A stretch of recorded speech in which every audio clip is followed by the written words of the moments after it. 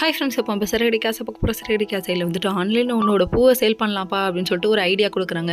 சரிப்பா என்ன பண்ணலான்னு சொல்லி கேட்க, அதுக்கு ஒரு ஆப் ஒன்று டவுன்லோட் பண்ணி தரேன், ஆனால் அதுக்கு முதல்ல ஒரு நேம் வைங்க அப்படின்னு சொல்கிறாங்க. மெயினாக தான் ஆல்ரெடி இருக்கே, அதே வச்சிடலான்னு சொல்ல வேணாம்ப்பா, ஃப்ளவர்ஸ் அப்படின்னு சொல்லிட்டு அவங்க சொல்கிறாங்க. அதாவது முத்து மீனாமா நல்லா தான்ப்பா இருக்குது. இவ்வளோ கஷ்டப்படுறவங்க அவங்களோட உழைப்பை வைக்கணும்ல. நம்ம முத்து ஒரு பக்கம் பாராட்டி தள்ளுறாரு. எதுக்கு? தோசை நல்லா இருக்குது, சட்னி நல்லா இருக்குது. டே அப்பா, சமைக்கிறவங்களுக்கு இப்படி பாராட்டுற புருஷன் கிடைக்கலாம், கொடுத்து வச்சிருக்கணும்ப்பா. அது மட்டும் இல்லைங்க, சப்போர்ட் பண்ணுற புருஷன் இந்த உலகத்தில் யாருமே இல்லைன்னு தான் நான் சொல்லுவேன்.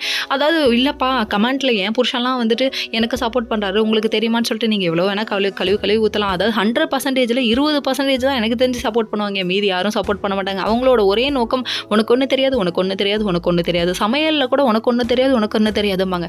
ஆனால் ஆக மொத்தத்தில் அவங்களுக்கு சமையல்னா என்னன்னு கூட தெரியாது, அதுதான் விஷயமே.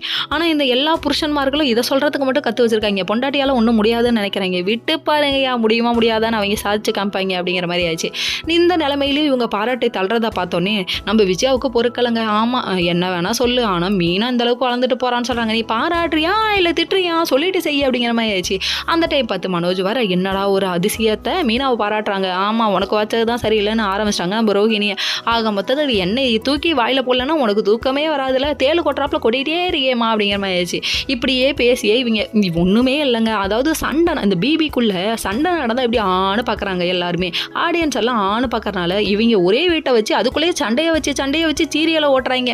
ஆக மொத்தத்தில் கண்டென்ட்டே இல்லாமல்